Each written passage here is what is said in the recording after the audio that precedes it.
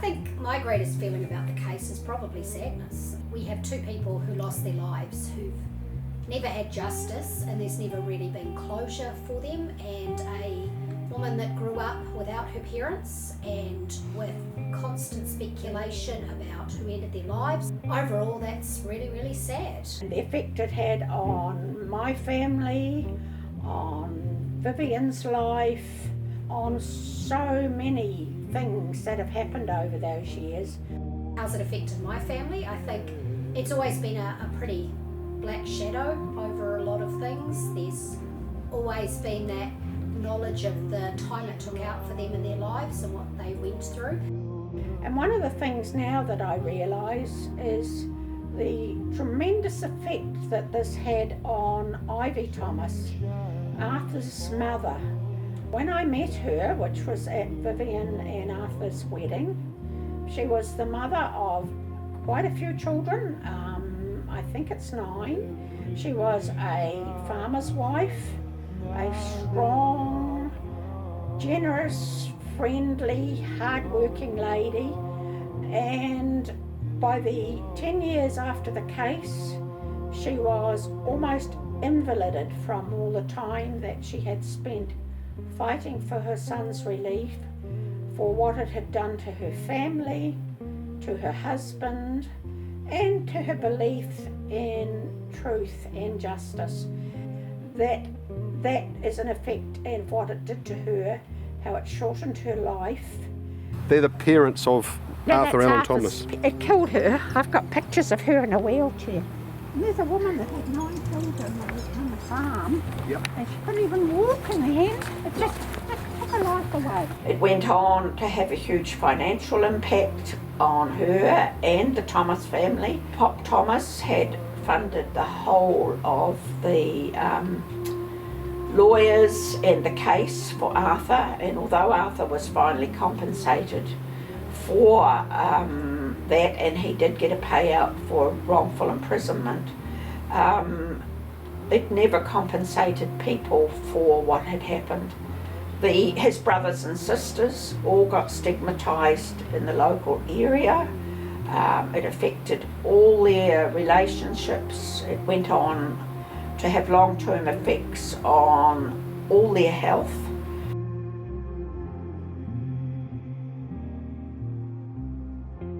Things like my 21st, my parents were in the kitchen getting the supper ready, and they were being interviewed at the same time by local news media for a story in the paper. So there was nothing that happened in that time that didn't invade our private life.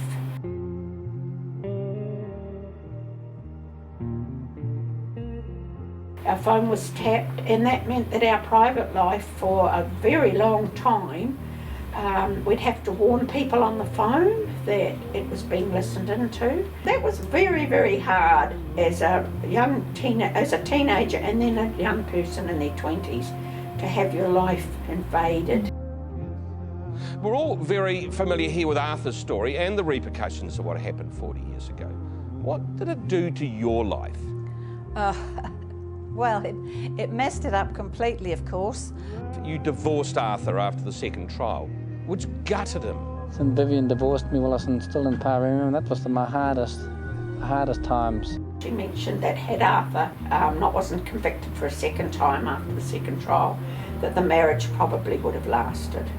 But for Vivian, it didn't last. They thought that because I had divorced him, that he was guilty, and that wasn't the case, and it's never been the case. She wasn't able to stay on the farm. She couldn't run it on her own, so she'd lost her livelihood. She self-exiled in Australia. And that was the reason I came to live in Australia. I realised that the media interest wouldn't have allowed me to lead a normal life. Which had a huge impact on our family, because she had become an integral part of who we were and what we were. Vivian was no longer a cousin, she was really our big sister. She decided that she had never had a pardon, as it were, although she never went on trial, There was still rumours all her life that she in fact had helped Arthur and fed the baby. All the police reports, I was the woman that had fed that child. All the records in the legal side of things still shows that, and it's not true. It had tremendous long-term effects on Vivian's health. She had a struggle over the years with alcohol and eventually died of pancreatic cancer before she was 70.